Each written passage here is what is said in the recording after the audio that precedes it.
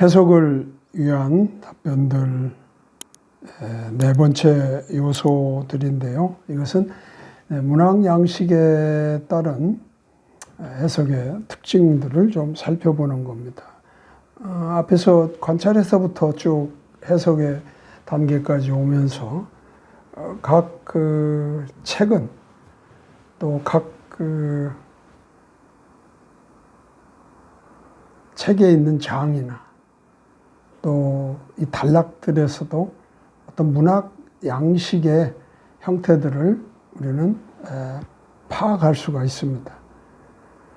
해석에서도 우리가 그런 문학 양식의 형태들을 우리가 기억하고 또 그런 문학 양식에서 특징적으로 사용되는 어떤 형식을 따라서 그것에 맞는 해석을 한다면 그 본문의 내용을 우리가 해석하는데 크게 도움이 될 것입니다. 그래서 해석을 위해서 문학 양식에서 나오는 몇 가지 특징 있는 그런 형태들을 가지고 해석하는데 어떤 특징들을 우리가 기억하는 게 좋은지를 보도록 하겠습니다. 첫째, 비유, 패러블입니다. 비유를 해석하기입니다. 솔직히 이 비유는 성경에 중요한 어떤 진술을 함에 많이 사용되고 있는 그런 하나의 형태입니다.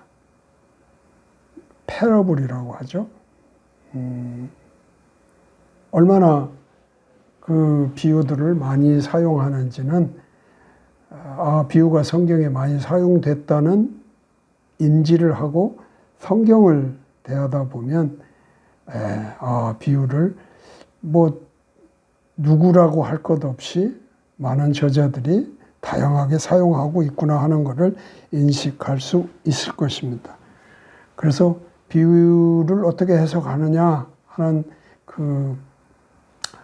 요령이랄까요? 이런 것들을 좀 숙지해 두면 그런 이 비유를 대할 때 우리가 해석하는데 크게 도움이 될 것입니다. 비유는 도덕적 가르침이나 진리를 가르치는 것으로 사용됩니다. 도덕적인 가르침이나 진리. 그 내용으로 좀 기억할 것은 그것이 역사적으로 사실일 수도 있고요. 사실이 아닐 수도 있습니다. 그러나 삶에 있어서 항상 진실한 것입니다. 역사적인 건 크게 이론이 없을 거지만 역사적이 아닌 거를 비유로 사용했을 때 좀 황당함, 비현실적 이런 느낌을 가질 수도 있겠지만 그 비유에 담긴 중심 요점 자체는 우리의 삶에 진실하다 그런 의미가 됩니다. 비유는 한 중심 포인트를 드러내도록 고안되어 있습니다. 그런데 그 비유에는 그 중심 주제를 드러내기 위한 어떤 설명들도 포함되어 있습니다. 그래서 그 외에 다른 그 비유의 세목들은 종종 그 한 중심 포인트를 강화하는 데 사용되고 있습니다. 그래서 비유에서는 그게 비유라 한다면, 비유라 규정된다면 한 중심 포인트를 찾는 것이 중요합니다. 그리고 그 중심 포인트와 그것을 설명하는 또는 강화하는 다른 세목들 이런 것들과 구분하는 이런 작업도 필요합니다. 비유는 교리를 확대하거나 강하게 하는 것일 뿐 이것이 교리의 본질을 만드는 것은 아닙니다. 그래서 비유를 통해서 교리를 세우려고 하는 것은 조심해야 합니다. 비유는 그 교리를 확대하거나 또는 강화하는 데 사용되는 것입니다. 예수님도 비유를 자주 사용하셨습니다. 이 두 가지 의도 또는 관점에서 사용했다고 봅니다. 믿는 자에게는 진리를 나타내실 때 사용했습니다. 믿는 자에게는 그 예수님의 그 말씀하시는 진리를 더 잘 드러내기 위해서 사용하셨습니다. 그러나 듣기를 거부하는, 즉 믿지 않는 자에게는 진리를 감추시거나 또는 감추고 그것들을 대항하여 그들의 마음을 강팍하게 하기 위해서 사용하셨습니다. 특별히 우리가 마태복음 13장에 씨 뿌리는 자의 비유를 통해서 제자들이 그 비유에 대한 설명을 요청받았을 때 비유에 대한 목적을 이렇게 설명을 하신 바 있습니다. 또 비유를 해석하는 데 필요한 7가지의 기본 단계들이 있습니다.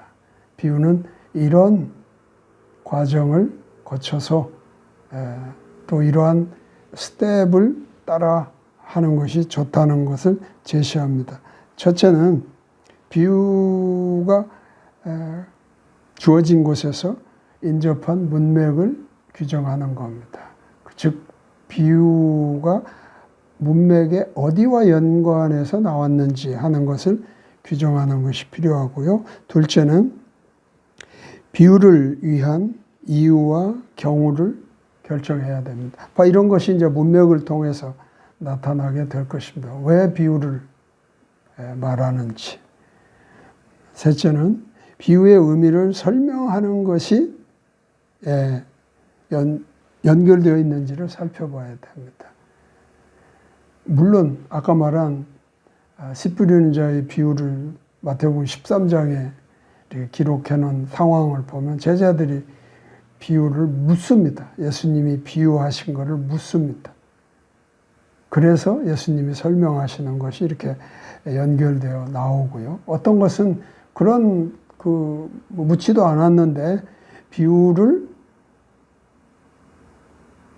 말하고 그 비유에 대한 설명을 이렇게 같이 연결해서 하는 그런 것도 있습니다. 이런 것들을 자세히 볼 필요가 있고요. 넷째는 비유의 중심 사상이나 가르침을 정해야 됩니다. 이런 뭐라고 할까요?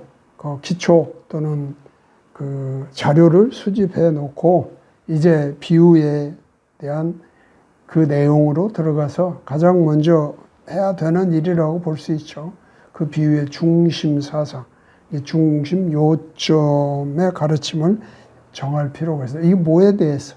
여기서 말하는 한 가지의 중심 포인트가 뭐냐 하는 거죠. 다섯 번째로는 비유의 중심 포인트를 지원하는 중요한 그러한 설명들, 세목들은 뭐가 있느냐를 정합니다. 그래서 아까 말씀드린 것처럼 비유에서는 비유의 중심 포인트와 그것을 보충하는, 강화하는, 또 그 비유의 어떤 확장성을 드러내는 이런 것들을 우리가 비교하여 결정하는 일이 중요합니다. 여섯째는 성경시대의 문화와 관습의 배경 안에서 비유를 해석해야 합니다. 비유는 결국에는 비유뿐만 아니라 비유라는 것을 포함한 조명, 일루스트레이션이라는 게 사실 그런 겁니다. 보이지 않는 것을 또는 익숙하지 않은 것을 보이게 하거나 익숙하게 하는 그 효과를 가지는 거거든요. 그런 것 때문에 우리는 비유 조명의 하나인 비유, 조명의 하나인 뭐 일화 또는 시사 뭐 이런 것들을 다 사용을 하는 겁니다. 그런 점에서 그 비유를 말할 때의 배경이 있습니다. 그 비유 안에는 그런 것이 저변에 깔려 있다고도 볼 수 있는 거죠.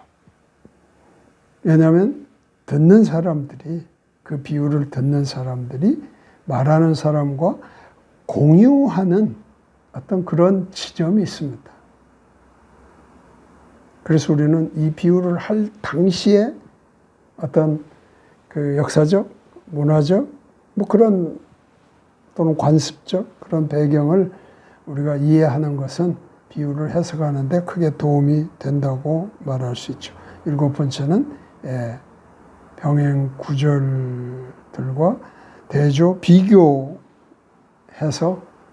보는 것 중요합니다.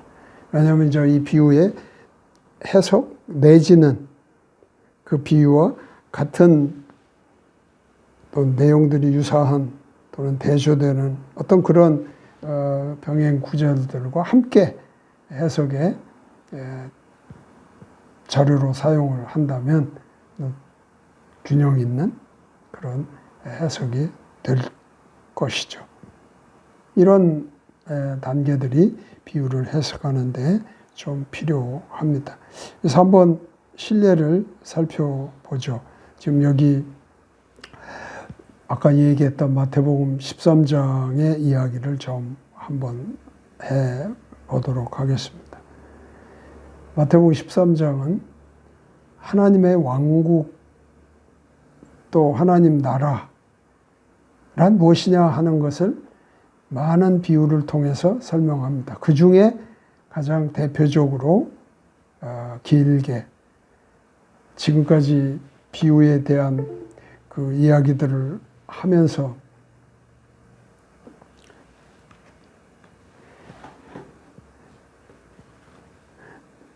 그 얘기했던 그런 내용이 좀 총망라되어 있다고 볼 수 있는데요. 그것은 바로 1절에서 마태복음 13장 1절에서 23절까지 씨 뿌리는 자의 비유가 소개됩니다. 그래서 그 비유를 말씀하시고 1절에서 9절까지 그리고 10절에서 17절까지는 비유의 목적을 예수님이 설명하십니다.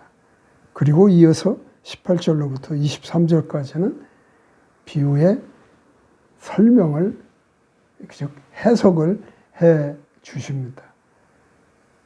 그리고 마태복음 13장은 여기에 머물지 않고 계속해서 23절로부터 24절 이하 13장의 끝까지는 그 하나님의 왕국이란 무엇인가에 대한 비유로 여러 가지를 설명하고 있습니다. 여러 가지로 비유를 들어 말씀하고 있습니다. 이때 이 비유들은 씨 뿌리는 자의 비유와 같이 일일이 해석하고 있지는 않습니다.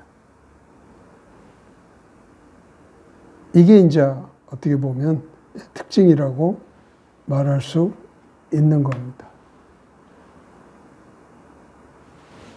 아까 앞에서 비유에 대한 7가지 단계로 설명을 할 때 그런 내용들이 뭐 은연중에 이 마태복음 13장 안에서 우리가 좀 엿볼 수 있는 그런 내용들입니다.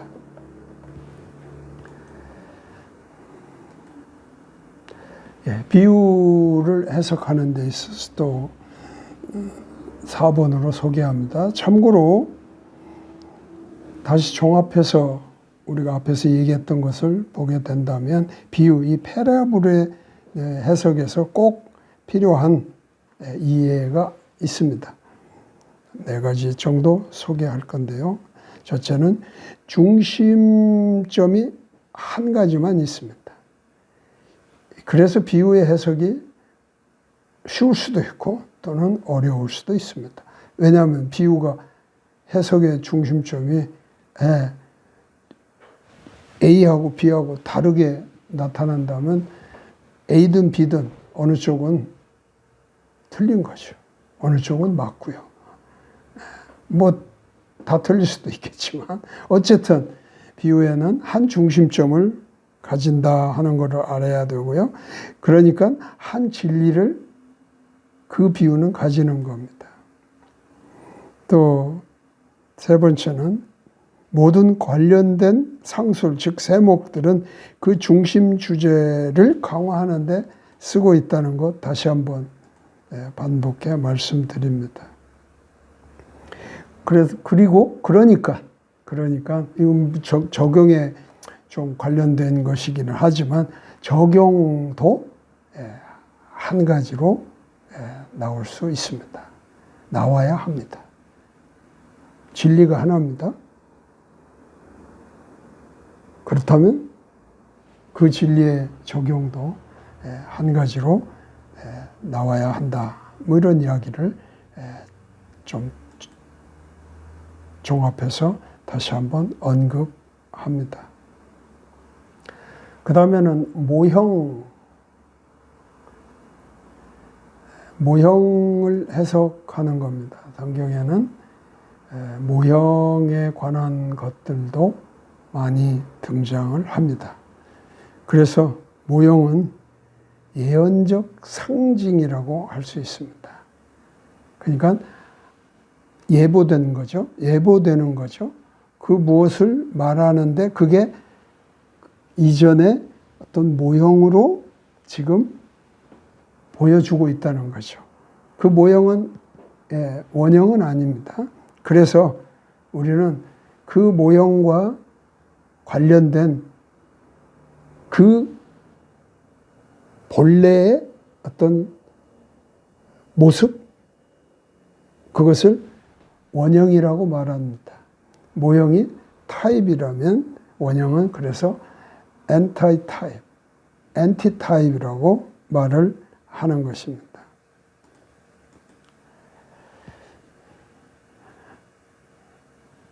모형, 하나의 모형은 단지 하나의 엔티타입, 원형을 가지고 있습니다.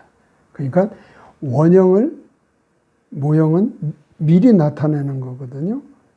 그 모형은 하나의 원형을 가지고 있다.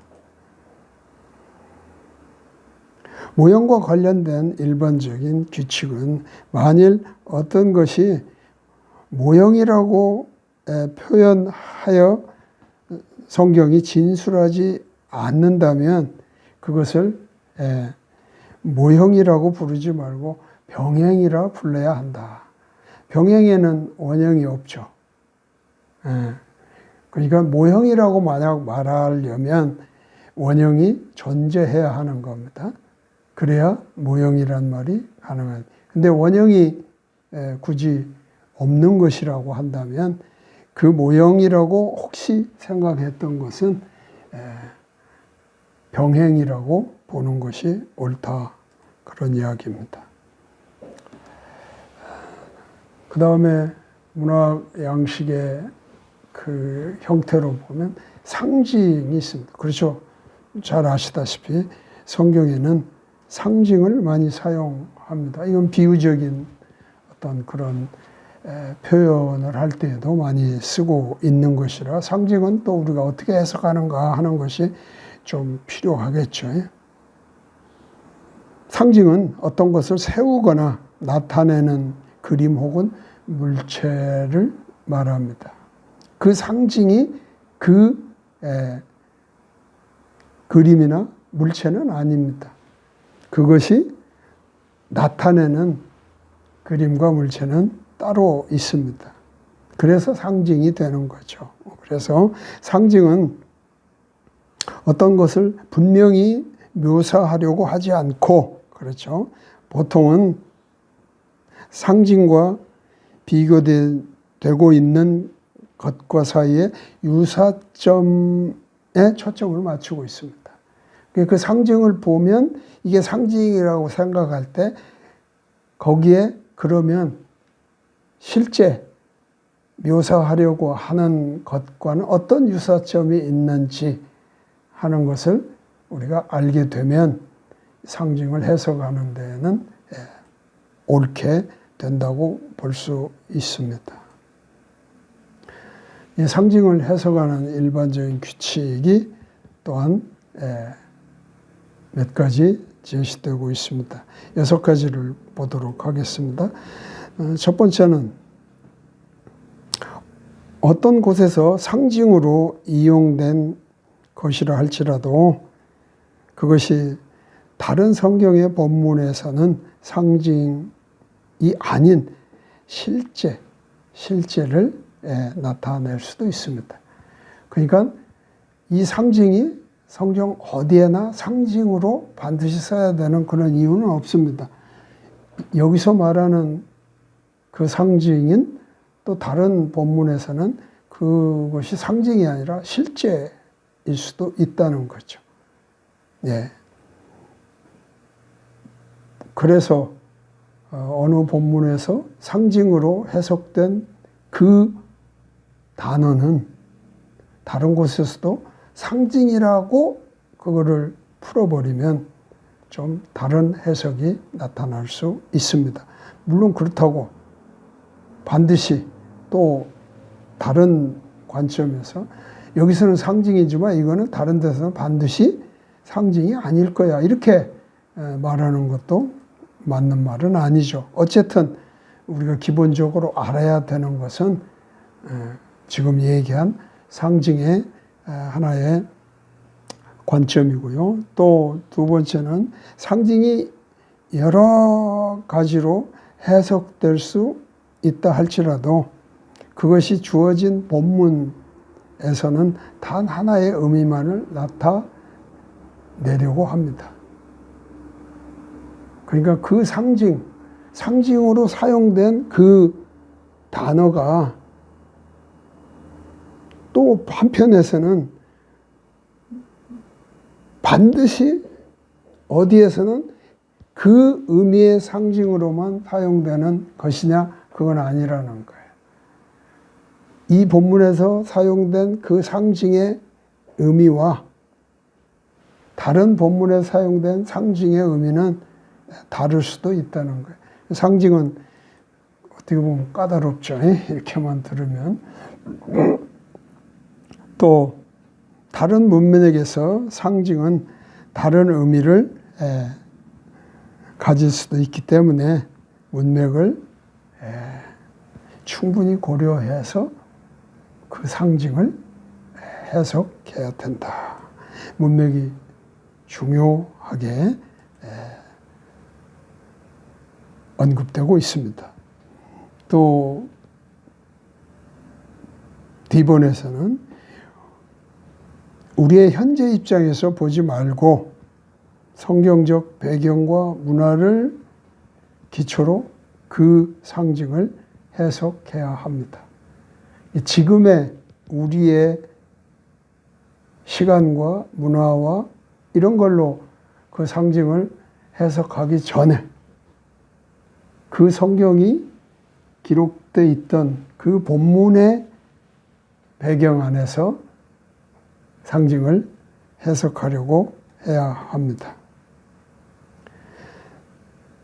상징은 시간 개념이 없습니다. 굳이 그 상징이 시간을 가지고 말해지는 그런 특별한 경우는 없습니다. 어떤 경우는 그것이 과거로 또는 현재로 미래로 얼마든지 그거는 말해질 수 있다는 것을 아는 것이 중요합니다.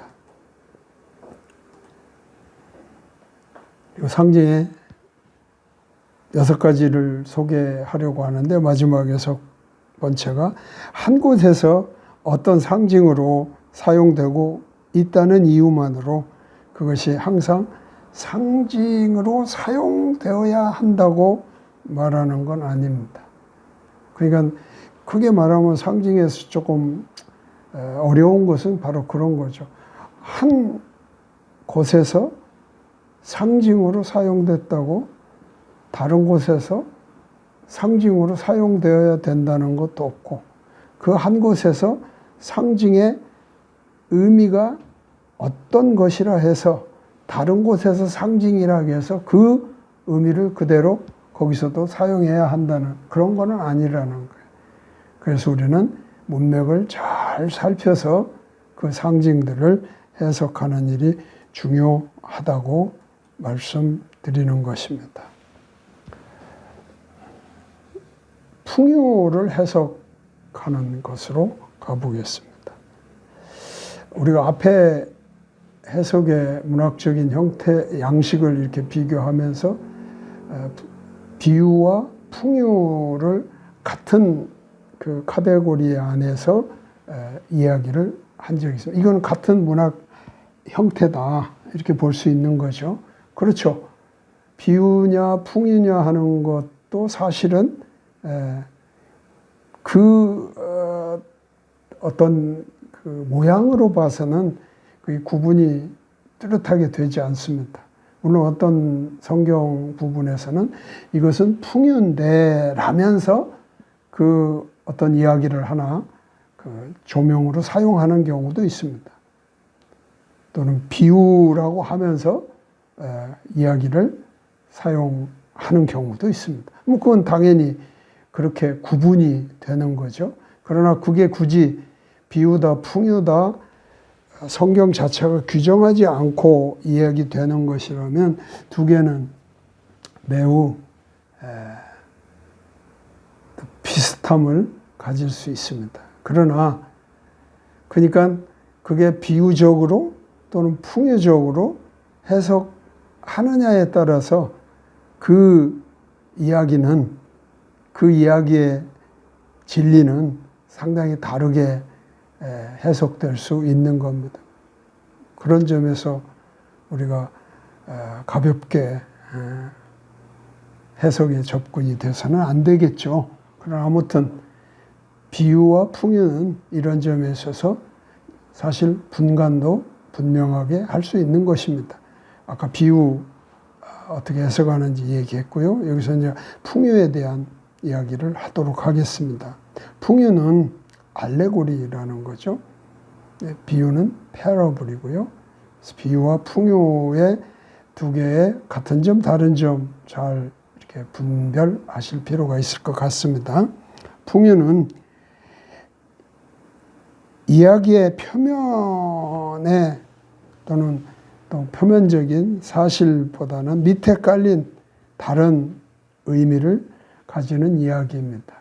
그러니까 비유는 그 이야기 자체 안에서 우리가 어떻게 보면 충분히 그 중요점이나 또는 중요점을 설명하는 이런 것들을 우리가 분별할 수가 있습니다. 그러니까 풍유는 비유하고 다르게 그 표현된 어떤 언어들에 있어서 매우 우화적인 이런 표현들이 많이 있다 하는 그런 것입니다. 그래서 오히려 저변에 깔린 그런 분위기를 살피는 게 중요하다는 그런 겁니다. 그리고 풍유는 실제일 수도 있고 비실제적일 수도 있습니다. 이거는 비유나 뭐 마찬가지인 그런 내용이 될 것입니다. 또 풍유는 한 가지 또는 그 이상의 가르침이나 진리의 중심점이 있습니다. 그러니까 비유는 한 중심 포인트만 있습니다. 그래서 해석이 하나로 나타날 수 있고요. 그래서 그것에 따른 적용도 하나. 근데 이게 비유와 풍유의 매우 다른 점입니다. 그런데 풍유는 하나일 수도 있습니다. 그러나 오히려 그 풍유는 여러 개의 복수의 그런 진리를 또는 가르침을 포함한다는 거예요. 이게 이제 풍요와 비유의 매우 다른 점. 그러니까 풍요는 어떤 관점을 거기에서 보이지 않는 저변에 깔린 것 중에 어떤 것을 내가 끄집어서 그거를 하나의 가르침으로 여기고 거기에 해석과 적용을 이끌어내느냐. 이게 좀 그 풍요 자체가 다양한 그런 가르침을 내포하고 있기 때문에 다를 수 있다는 겁니다. 이게 가장 다른 관점이라고 말할 수 있습니다. 그래서 그 중심점과 세목들에 있어서의 뚜렷한 그러한 뭐라 그럴까요? 구분이 없을 수 있습니다.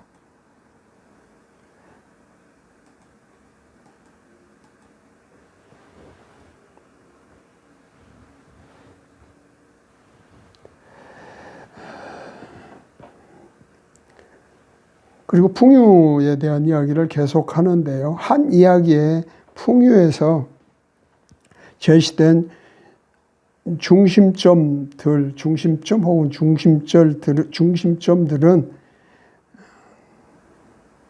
단수가 아닌 복수의 적용이 가능합니다. 아까 얘기 드린 바입니다. 풍요를 해석하는데 필요한 점들이 있습니다. 그건 풍요의 모습들을 목록화하는 것이 필요합니다. 왜냐하면 이 풍요는 여러 가지의 어떤 모습들을 함께 가지고 있을 수 있어요. 이런 모습도 이런 모습도 이런 모습도. 그래서 그거를 이렇게 좀 목록화하면 그 풍요에 대한 이해가 좀 더 쉽게 이루어질 수 있으리라고 봅니다. 성경 본문 자체 안에서 주어진 해석을 노트해야 합니다. 그 풍요의 이야기 안에서 말하고 있는 그것이 바로 그 본문 안에 속해 있는 어떤 내용들과 연관이 되는 그런 것들을 잘 살펴봐야 됩니다. 성경의 분명한 가르침에 모순되지 않게 해석해야 됩니다. 풍요, 우화적이라고 해서 우화적인 어떤 이야기라고 해서 성경의 가르침에 모순되게 그것들을 풀어가는 것은 성경에 있는 풍요를 바라보는 관점은 아닙니다. 어쨌든 모순되지 않게 해석하는 것이 중요합니다. 또 풍요의 모든 모습을 각각 다 규정하려고 하지 마십시오. 그러니까 아까 말한 그 풍요 안에는 여러 개의 어떤 가르침들을 산출할 수 있다 해서 그걸 다 산출하려고 하지 않아도 된다는 거죠. 그렇게 할 필요도 없고요. 그거는 이 풍요를 해석하는데 하나의 그 규정은 아닙니다. 그 다음에 유대인의 시입니다. 왜 굳이 유대인의 시라고 말을 했느냐면 우리가 시편 같은 곳 또는 시편 외에도 구약 성경이든 신약 성경에도 보면 뭐 드물게는 하지만 뭐 시적인 어떤 그런 그 감성을 가지고 표현한 그 시가들이 있습니다.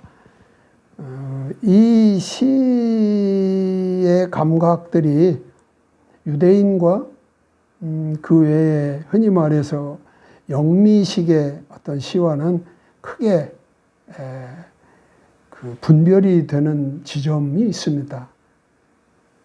그래서 유대인의 시는 같은 시의 어떤 문학적인 형태를 가진 것임에도 불구하고 다른 어떤 나라나 민족들의 시와는 좀 특이한 점이 있어서 성경에 있는 어떤 시의 또는 시가에 관해서는 그 유대인의 시의 관한 것이 좀 특징 있게 이해되어야 될 필요가 있습니다.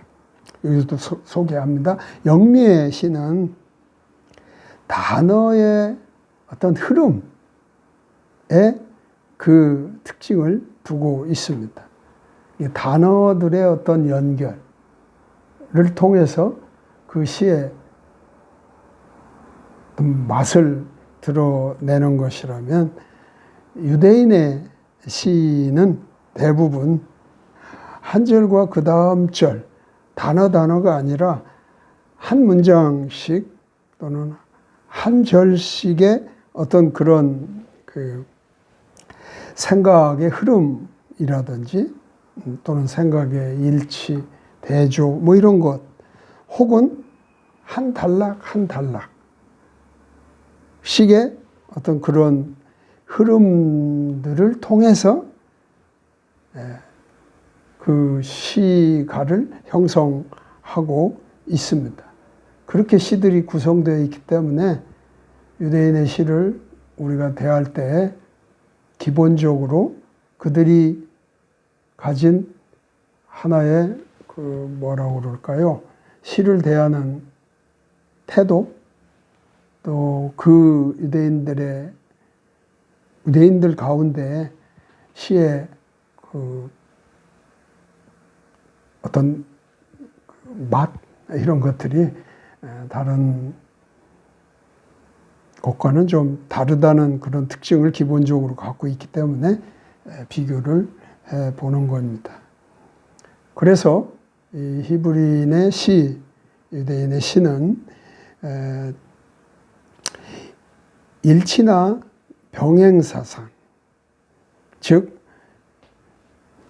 조직적 반복의 구조가 산문과 비교가 됩니다. 산문도 어떻게 보면 시가와 비슷한 어떤 그 느낌 또는 그런 구성들이 종종 있는데, 바로 이 산문은 이런 사상이 없습니다. 그 병행사상, 대조든 비교든을 통해서 이렇게 절과 절 몇 절이 또는 단락과 단락들이 이렇게 함께 묶여서 굴러가는 그런 점에 있어서는 산문과 크게 비교가 돼. 산문은 그렇지 않죠. 그냥 우리가 보통 말하는 자연스러운 이야기체로 이루어지는 것이기 때문이에요. 그래서 이 산문과 비교되는 시의 특징이라고 말할 수 있습니다. 히브리인의 시에 있는 세 가지 기본적인 병행 사상들이 있습니다. 그것은 첫 번째 유사성입니다. 그러니까 두세 구절들이 하나로 이렇게 묶이는 거죠. 그거는 표현들을 조금씩 다르지만 누가 봐도 같은 표현이라고 볼 수 있는 이런 것들이 나타납니다. 그래서 두세 번의 재표현들을 통해서 하나의 의미를 드러내려고 하는 뭐 그런 것이고요. 그 다음에 두 번째는 종합성입니다. 바로 저자의 개념을 이렇게 계속 더하여서 말하는, 그러니 종합적으로 그거를 우리가 살펴봐야만이 알 수 있는, 해석을 위해서는 이런 어떤 성질도 유대인의 시에는 있다는 것을 알아야 되겠죠. 그 다음에 대조성입니다. 어떤 한 사고를 다른 것과 대조적으로 비교하면서 표현하는 이런 것들이 유대인의 시에서 가지는 매우 독특한 병행사상의 세 가지의 성질입니다. 유사성, 종합성, 그 다음에 대조성.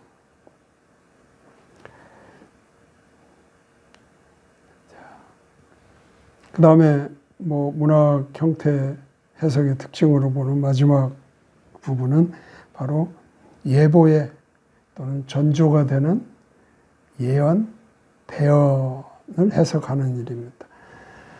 예언이라는 얘기든 대언이라는 얘기든 성경의 표현은 뭐 같은 것을 말하고 있습니다.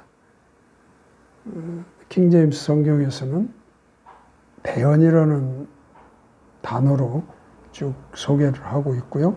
한글 개역에서는 예언이라는 그런 표현을 주로 쓰고 있습니다. 예언에도 대언에도 두 가지가 있죠. 하나는 예보적인 앞으로 일어날 일에 대한 것을 미리 이야기한다는 관점에서의 대언이 하나 있고, 또 하나는 교훈적인 것. 그것은 이제 그때그때 필요한 것도 있지만, 물론 이 교훈적인 것도 장래에도 교훈이 되는 뭐 그런 것들도 있을 것입니다. 어쨌든 대별한다면 예보적인 대언과 교훈적인 대언이 있습니다. 여기서는 그거를 구분하지 않고 특별히 또 좀 강조하고 있는 것은 예보된, 예보적인, 예보의 대언을, 예언을 지금 어떻게 해석할 것인가 하는 겁니다. 우리가 흔히 말하는 그런 요한계시록이라든지 구약에 가면 뭐 다니엘서라든지 뭐 이런 것들에 대한 우리가 해석에 항상 어려움들이 있습니다.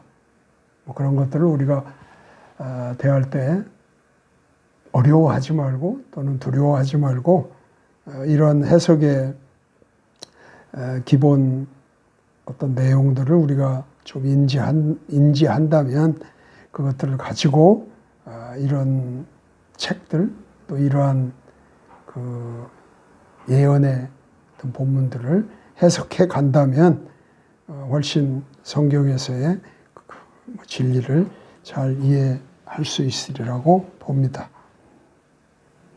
자, 예언은 하나님의 마음과 모사, 뭐 생각이라고도 할 수 있습니다. 생각에 관하여 앞서 말하는 것을 의미합니다. 그렇죠? 앞서 아직 일어나지 않은 것이죠. 그러나 일어날 것을 또 있을 것을 미리 이야기하는 것입니다. 또 예보의 대언은 장래의 성취를 강조합니다. 그래서 예보적인 대언에 두 가지 목적이 있습니다. 첫째는 대언을 듣는 자들을 지도함에 영향을 미치게 하는 것입니다.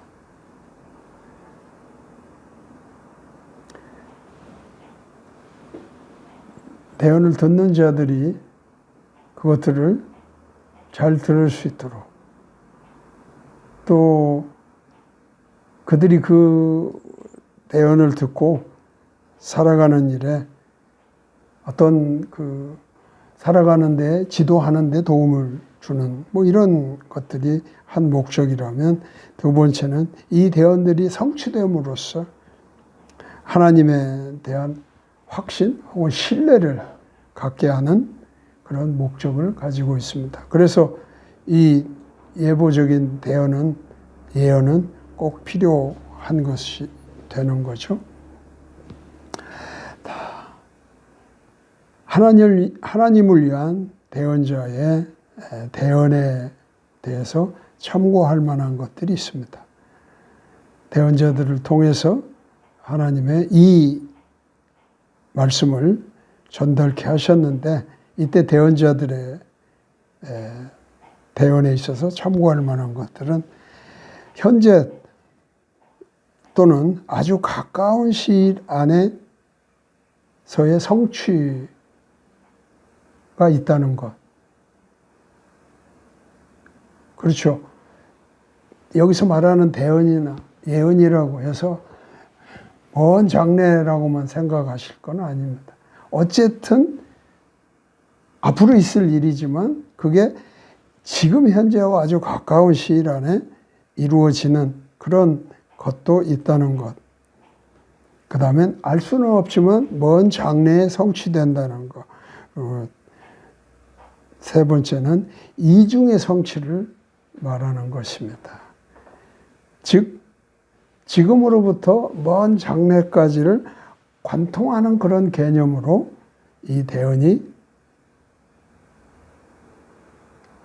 주어진 것도 있다는 겁니다. 이 세 가지의 개념을 좀 이해할 필요. 물론 대언은 성경에서는 반드시 성취된다는 것이 전제되어 있습니다. 또 대언의 말씀에서 내가 결정해야 될 것들이 있습니다. 이게 이제 해석을 위해서 이런 결정을 해야 됩니다. 하나는 대언자 자신의 시간과 또는 미래의 시간. 대언자 자신이 이거를 언제 그리고 미래의 시간 또는 미래의 시간이 뭔지 하는 것을 우리가 알아야 됩니다. 그리고 이스라엘과 유다의 포로 기간의 어떤 대언이냐 아니면 멸망의 기간이냐. 왜냐하면 지금 이 상황에서도 대언이 많이 언급되고 있습니다. 그래서 이런 시기적인 문제에 대해서도 우리는 결정을 해야 되고요. 또 어떤 대언, 예언은 그리스도의 초림의 이야기인지 아니면 재림의 이야기인지에 대해서도 결정해야 됩니다. 또 그리스도의 재림 자체에 대한 것인가 아니면 그것과 관련된 것에 대한 대언인가 이것도 결정을 해야 됩니다. 또 마지막 날들에 대한 것인지 아니면 종말에 대한 것인지. 마지막 날들과 종말이라는 것은 엄밀하게 따져서 다른 지점을 말하고 있습니다. 뭐 그것을 여기서 말씀드리기는 조금 부적절해서 그런 결정들을 우리는 해석을 위해서 해야 됩니다. 근데 그거는 어떻게 결정하냐? 그렇죠. 그것이 우리가 공부해야 되는 매우 어떻게 보면 깊은 또는 이런 것들에 대한 민감성을 가지고 잘 규정해 나갈 때 우리는 어렵다고 느끼고 또 해석에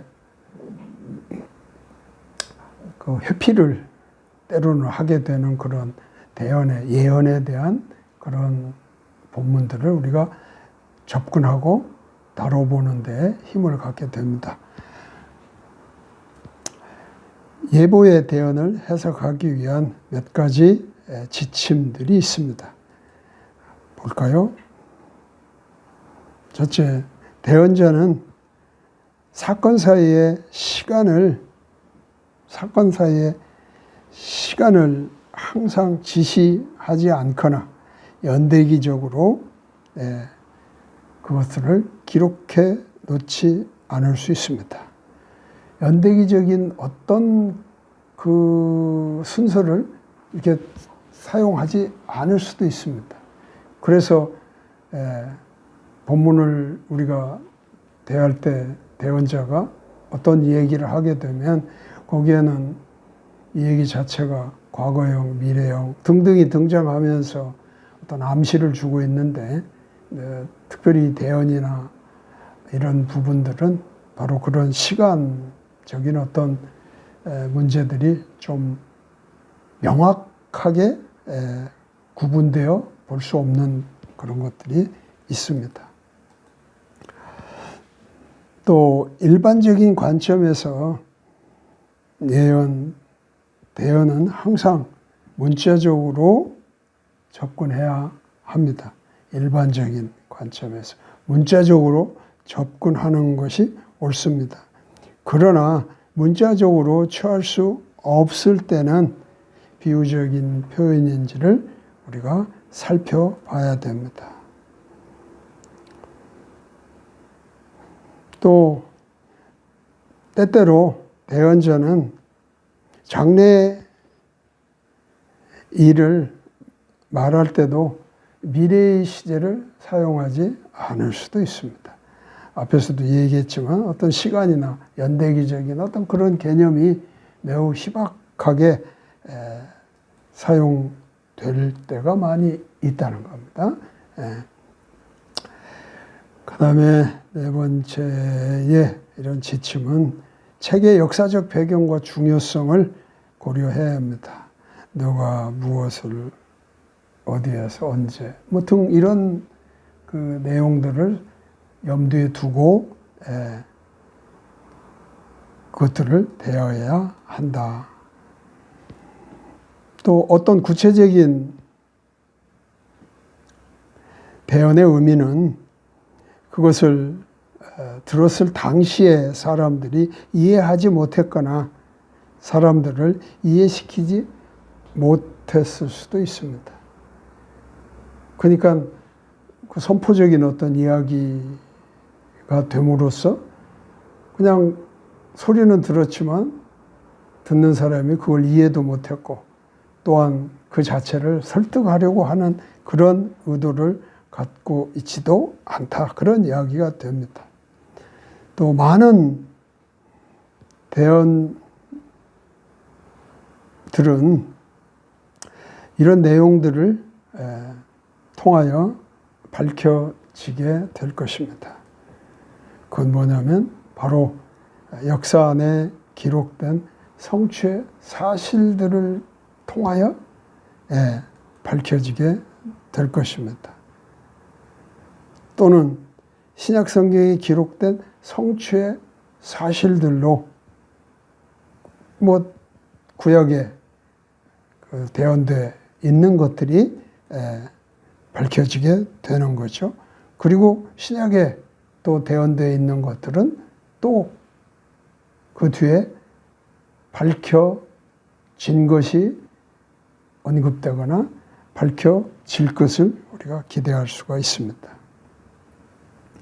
구약 또는 신약에 의해서 주어진 설명들을 통해서 그것들이 밝혀지게도 되는 것입니다. 결국 대언은, 성경에서의 대언은 성취가 그 목적입니다. 대언이 성취되었다는 것을 가르치려고 하는 것입니다. 그리고 많은 신약 성경의 대언들은 구약 성경의 인용과 암시가 포함되어 있음을 기억해야 합니다. 신약 성경의 대언들은 구약 성경에 그런 암시들이 포함되어 있다. 그런 이야기입니다.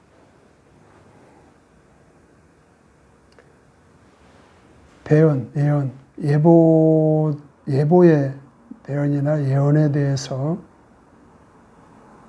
이런 해석의 지침들을 우리가 좀 이해하게 된다면 그거에 대한 도전도 충분히 할 수 있으리라 생각합니다. 해석의 이론적인 강의를 마치면서 실습을 하나 해보도록 하겠습니다. 실습은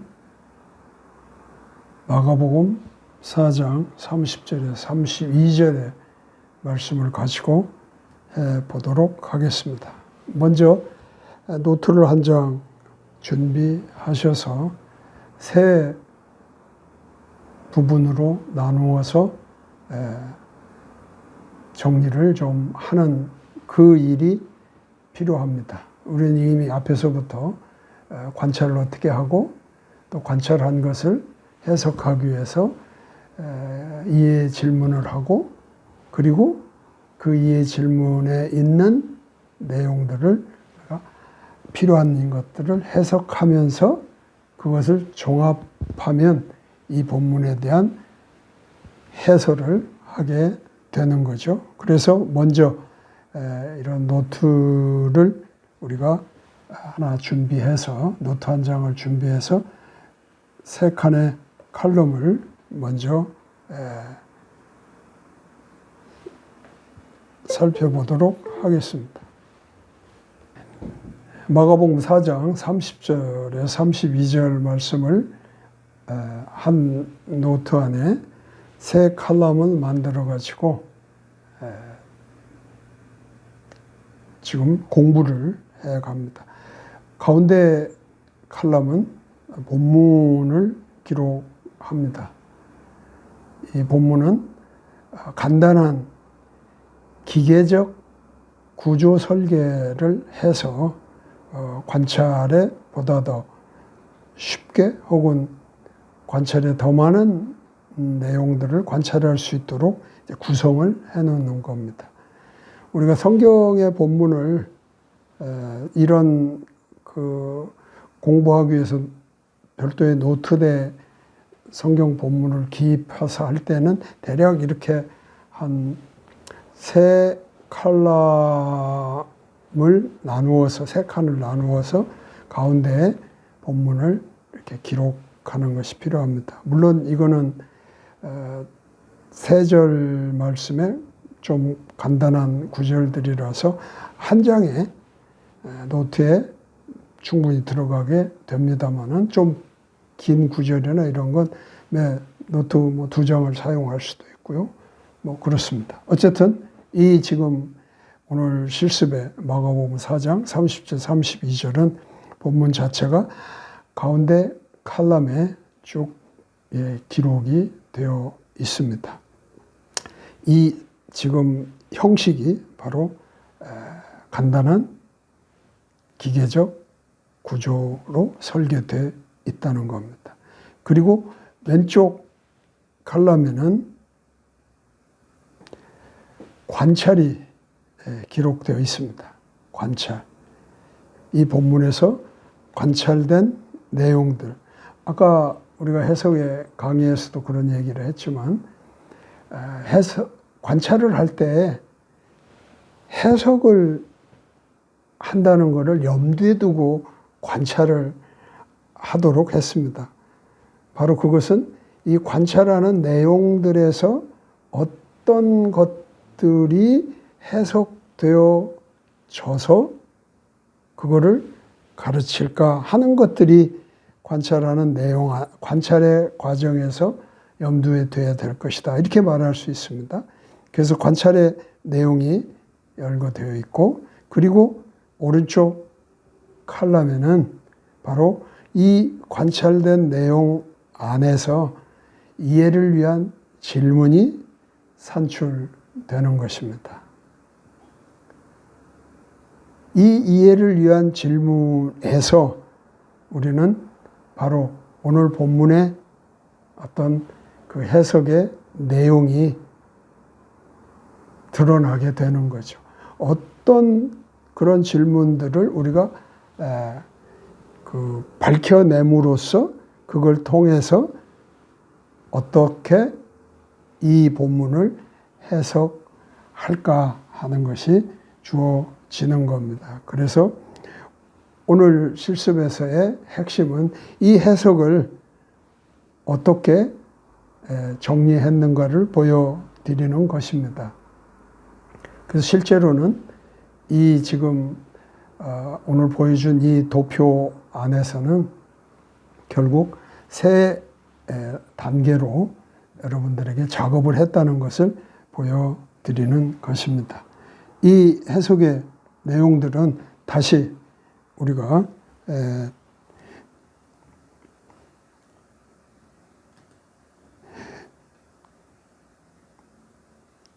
강의의 내용 안으로 돌아가서 한번 설명을 해 보도록 하겠습니다.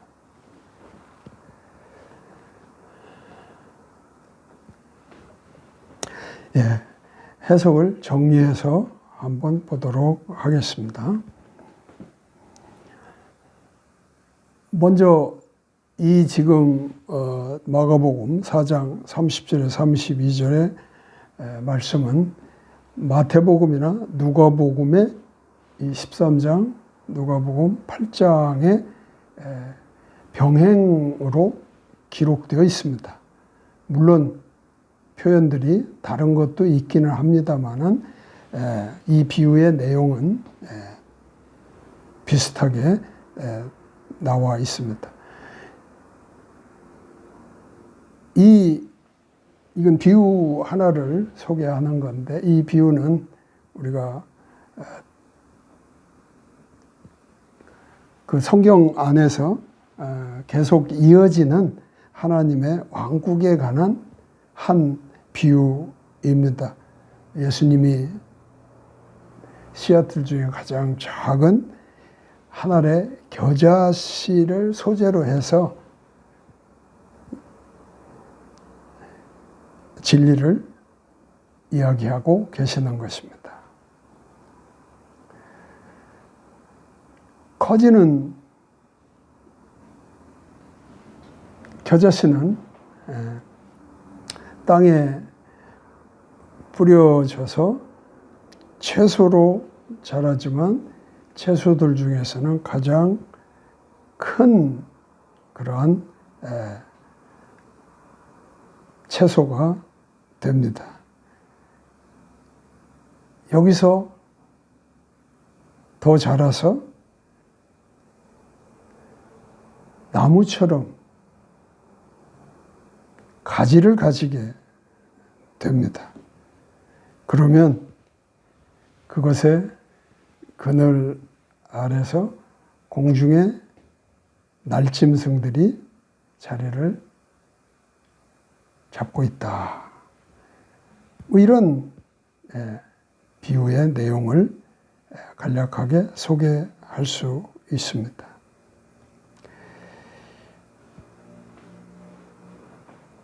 그런데 예수님은 이 비유에서 언급하신 공중의 날짐승에 관해서 이미 이 비유들이 여러 개 기록되는 중에 앞에 어떤 비유에서 이 공중의 날짐승을 무엇이라 설명하는 것이 등장을 하게 됩니다.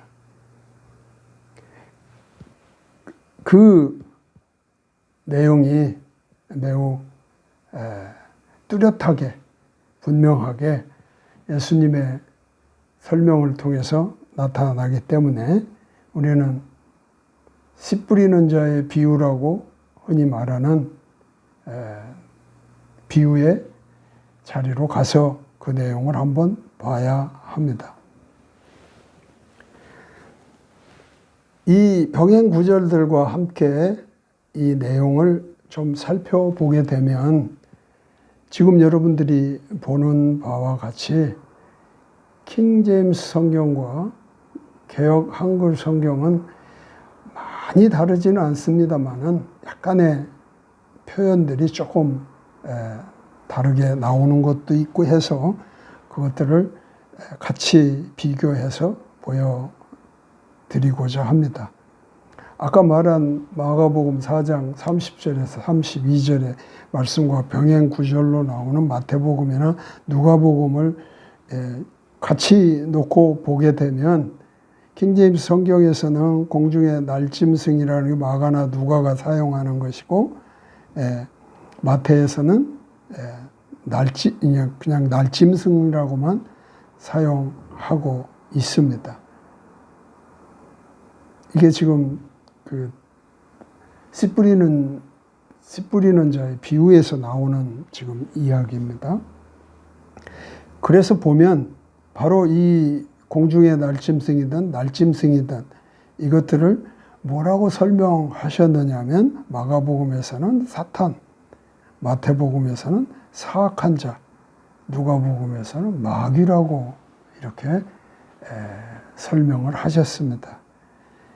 한글 개역에서는 공중의 날짐승이라는 말이 누가복음에 기록되어 있고 새들이라고는 마가와 마태복음에 기록이 되어 있습니다. 여기에서도 이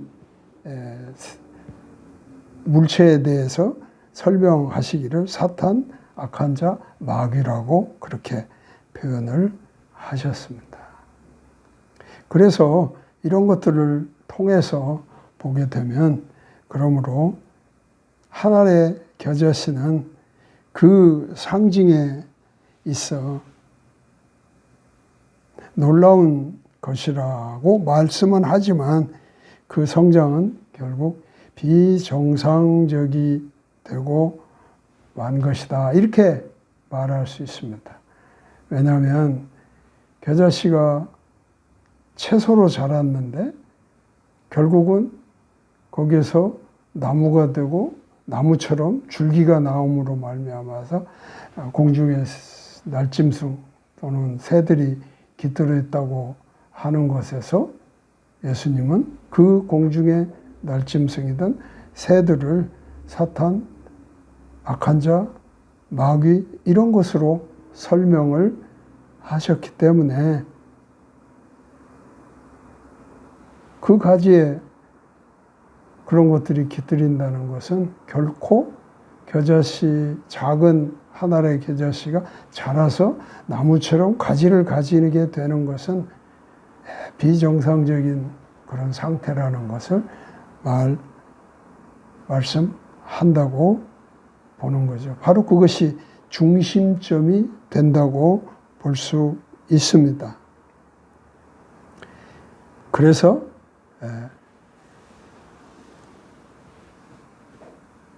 한번 같이 생각해 봐야 되는 것은 바로 여기서 말하는 하나님의 왕국이라고 말하는 것이 우리가 소망 가운데 앞으로 가고자 하는 그런 내세에서의 하늘나라라고 보는 것은 맞지 않는 것이죠. 그래서 결국에는 지금 이 씨 뿌리는 자의 비유나 이 겨자씨의 비유를 통해서 하나님의 왕국을 말씀하고 있는 것은 바로 이 땅에서의 그 당시나 지금이나 하나님의 왕국을 이루어야 되는, 즉 하나님의 통치가 이루어지는 그런 곳을 말하고 있다. 지금 우리에게는 그것이 교회라고 일반적으로 칭하는 그리스도의 몸된 교회를 말하고 있어서 이 몸된 교회가 비정상적이거나 변질된 그런 성장이 있을 수 있다는 것을 우리는 놓치면 안 된다는 것을 가르치고 있다고 봅니다.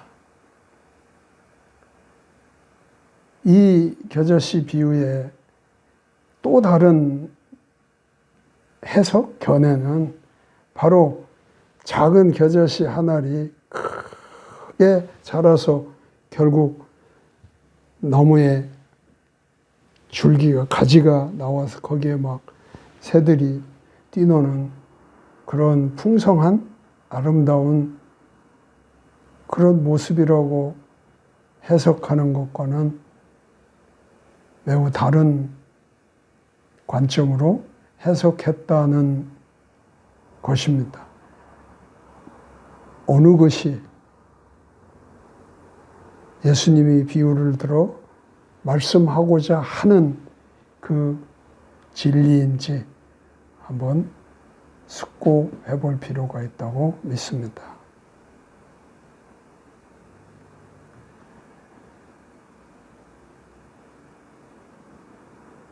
어떤 이해를 여러분들은 받아들이시겠습니까?